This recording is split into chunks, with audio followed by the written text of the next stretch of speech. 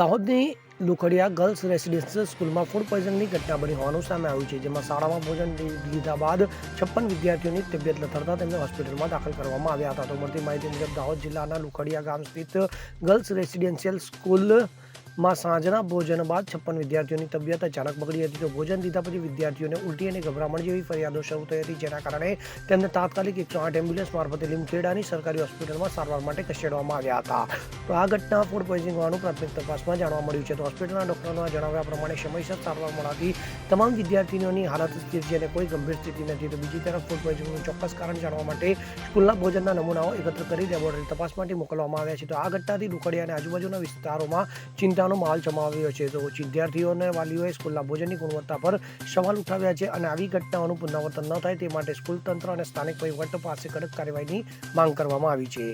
Bureau report CN24 news.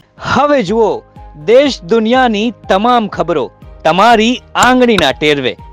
ઉઠાવો mobile અને Google Play Store પરથી ડાઉનલોડ કરો અમારી CN24 ન્યૂઝ મોબાઈલ એપ.